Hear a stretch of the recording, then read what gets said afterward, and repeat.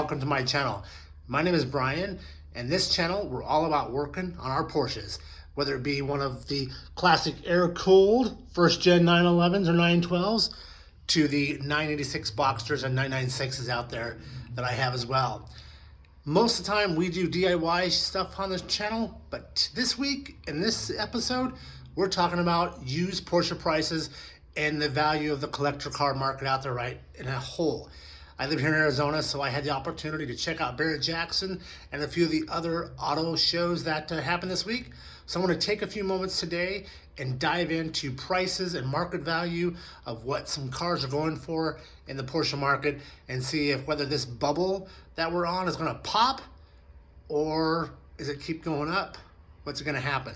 So stay tuned. Let's see what's going on. When I bought my 1967 912 Coupe back in the summer of 2005, this car didn't have an engine, it didn't have a transmission, it didn't have glass, didn't have wheels, didn't have headlights, it didn't have anything, no seats, no interior, not even a key. I had to go and source everything. How much did I pay for the car?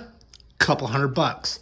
Today, this car, depending on who you talk to, can go anywhere from about $40,000 on up, depending on who's in the market. And that's the thing.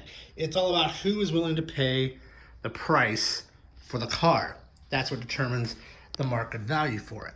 And I have a lot of work still to do. It's been a progress. It's been a project of love and labor. You get two nickels, you rub it together. So obviously with this car, I've made money. I have maybe a total of about, I would say, $5,000 to $6,000 over the last 10 to 15 years in just body work and engine rebuild, sourcing seats and carpet products and whatnot. But overall, this has become an investment that when it comes time to sell it, will definitely pay off big time. Now my other car, my Boxster, let's go talk about it real quick.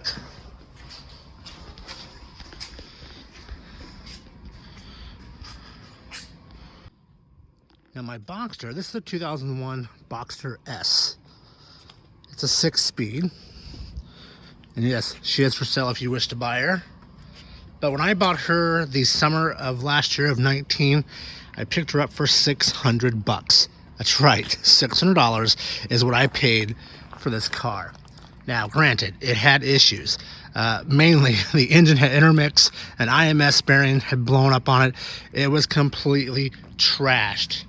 But with just using my tools that I have in my shop with no lift, I pulled the motor, put a used new motor to me in this car, and today I'm daily driving this thing every day to work. And I'm having fun doing it. Everyone at work thinks I'm some rich fat cat because I own two Porsches, but I don't. But here's the thing. This car, $600 plus, let's say another $2,500 to $3,000 for the used motor and the supplies and things that I've had to buy to get this car working. Still, I've spent less for this car, and this car has cost me less to maintain than my daughter's Honda Acura. And this thing, yeah. So, Honda Acura, everyday driver, Porsche Boxster, everyday driver. Which one would you want? So, let's get into this. Let's run to the computer. Let's check out the auction results for both Barrett-Jackson and for the Gooding one that happened in Scottsdale and kind of see there's a difference in prices. The prices from Barrett-Jackson were somewhat low, and the prices from over at Gooding was maybe on par or above par for these cars. So let's go check it out and see what we can find out for this Porsche used car market update video. All right, on the computer here. Let's go to Barrett-Jackson. Let's start with the big one that happened in Scottsdale last week. And we'll just kind of run through these really quickly before getting over to the Gooding auction. So first one up was a 02 996 cab, Carrera 4. Went for $14,000. I kind of figured that would be about right. Next one up was a 99 996 cab, went for 31.3. Again, I think just a little bit too high on this one. Next one up was an 02 996 Carrera 4 cab again, 18.7. That probably, yeah, it's a little high maybe for that one still as well. Another one is an 05, so the 997. Let's see, it's the coupe, and it went for 30. That sounds about right, even though it did have the Tiptronic on it. Next one that went up was the 72 914. It sold for 15. That seems kind of low, but we'll see what happens. The next one up was the 76 914 Targa for almost 16,000. Here at Barrett-Jackson, another 996 and 03 cab went for 22,000. Here we have an 89 3.2 911. It went for about 34,000. That seems to me a little low for a 3.2 cab. A Boxster went for 9,000, and it's the 2.5 liter. It's a Tiptronic. The mileage, I guess that's where the price was at, or it was Barrett-Jackson. I don't get it, especially for that price. Next one is a 72 914, 12,000. Part of me says that's about right, but as we'll see, that number seems like it's higher in other places. Next one is an 85 928S for 18,000. To me, that seemed about right. It did have the 5-speed, not the automatic, so I figured that would go for a bit more. The recreations, several recreations at the show this year. This one here went for almost 42,000 for a 356. Next one was an 80 911 SC with a 3-liter. It went for about 26.9. The SC is still kind of in that ballpark of on the lower end. 77 911S went for 43,000. Again, the 2.7s in the 911s have the engine issues with the pulling of the K studs, but still 42,000 plus. Another recreation 550 went for 60,000. That possibly, it was done really well. Although the driver's or the passenger door, whether it was the sun or the lighting, looked like the door was a different shade of silver than the rest of the car, but who knows. Next up was another recreation. This one here was actually a really good one as well. It went for 55,000. A 76 911 2.7 went for almost 40 on this one. The Cayman S, this was the race car Cayman, went for 52, almost 53,000. A 97 993 went for 48,000. And again, not a turbo, but still, that's, I figured just a tad more on those 993s. A 70 911T, and that's the 2.2, went for 80,000. Again, that's probably about right, maybe a tad low as well. Here we go. So, 993 Turbo, 123,000 for this one. A 79 Turbo, 148,000, which seemed about correct in my book there. An 87 3.2 Carrera for 100,000. And again, it's probably because of the mileage of only 9,000 miles, the reason it went so high. This 11 996, 997 GTS went for 68,000. Let's see, another 993 non-turbo went for almost 100,000, went for 93.5. Here's a 993 turbo for 139.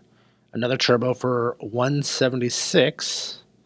So they're almost $200,000 cars, the 993 turbos.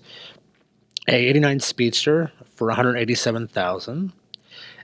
This 07 996 GT3 RS. This was the one that 997. This is the one that Pinky Lie autographed the door on. It went for 209,000 on that one.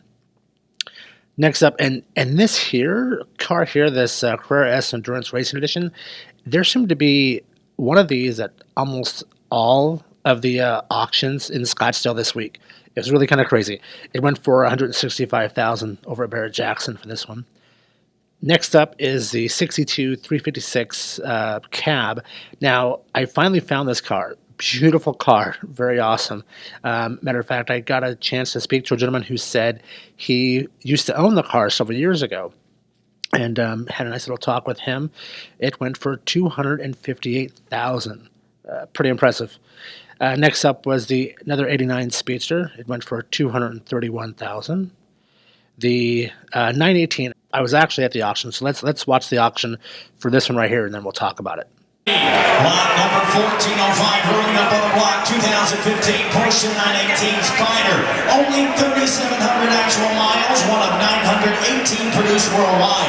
Powered by a 4.6-liter V8 dual overhead cam direct injection engine with a factory rated 887 horsepower. Has the 7-speed Porsche automatic transmission. This car comes with its original books, 2 keys, the original window sticker, owner's books, and a charging system.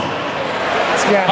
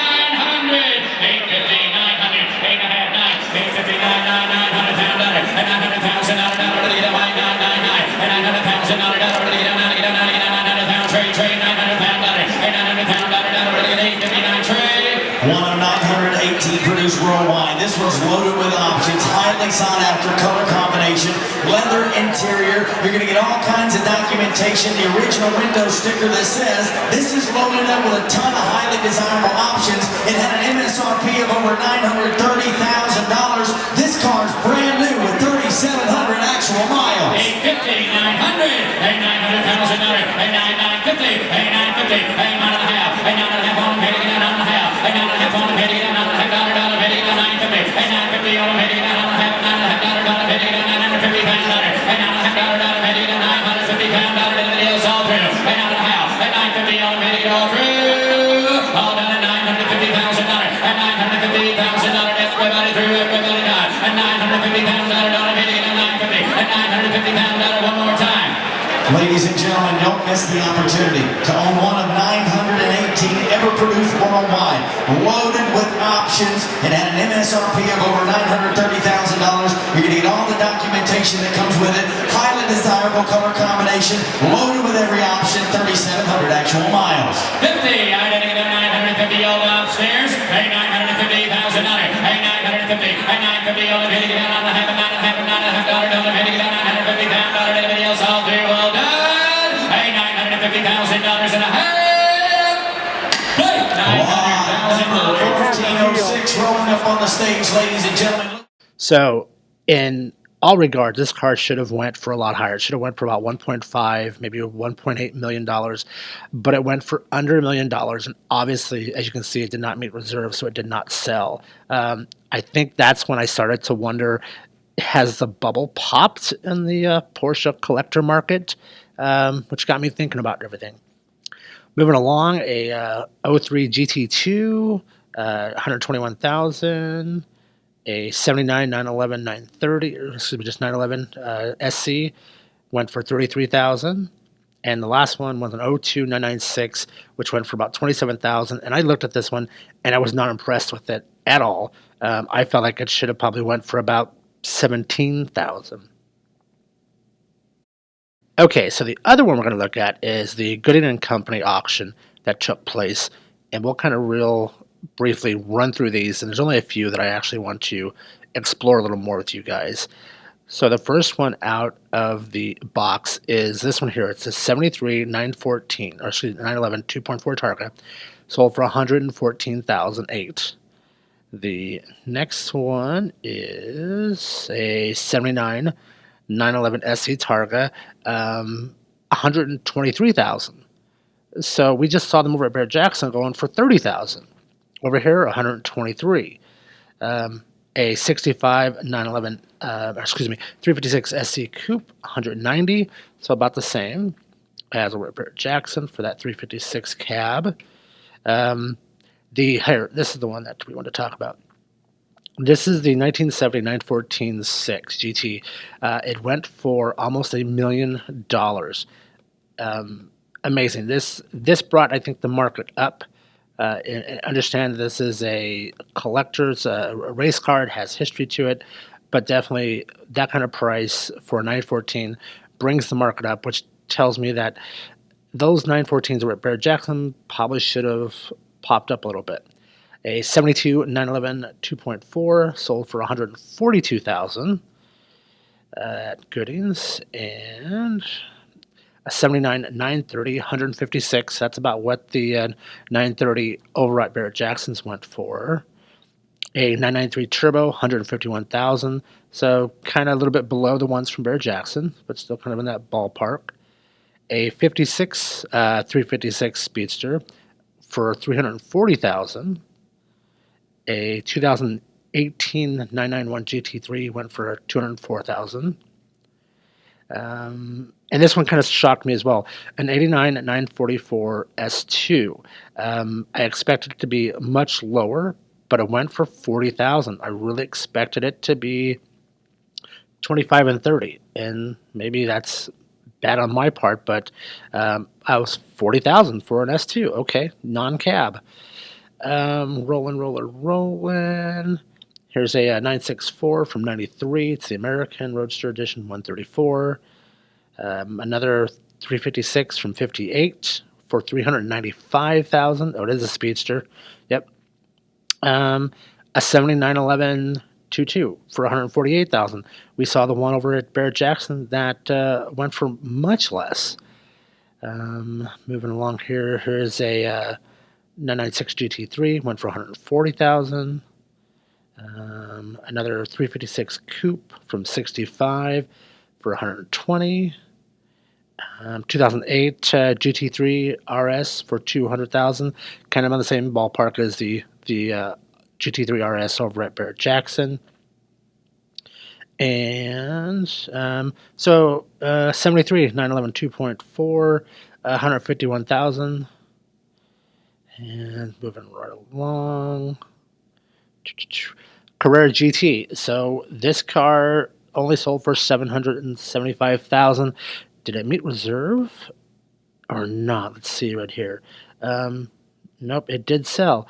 Again, this is one of those cars that I really figured would be more into the $1.1, $1.2 million price range, but it did not. It went for $775,000. That was kind of a shock to me. So another 89 911 Turbo for $112,000. 2008 997 GT2 for $162,000. A 60 356 went for $56,000. A 58 356 cab, $81,000. And that pretty much wraps it up from Gooding & Company. Now, the Sotheby's auction, I have not been able to grab results from those guys just yet. But overall, looking at both the Gooding & Company and the Barrett-Jackson auctions, there seemed to be just kind of an up-down pricing on vehicles, in my opinion, from what should have sold for much higher, and for those that sold to way below what their value was. So I'm starting to wonder, are we starting to see a turn? Are we starting to see kind of a downward movement in values for collectible Porsches? If you would, I'd love to know what you guys think. If you can, give this video a like and subscribe if you're not a subscriber already. And do post a comment down below and let me know your thoughts on if you think the market is holding steady, if you think it's going down, or do you think it's going up? So thank you guys for hanging with me for this video. I know it's kind of long, but I just kind of want to give a market value of where these Porsches are right now, and to give everyone an idea of what's out there and what's coming down the pike in the years to come. All right, guys, thanks so much. I will see you again soon.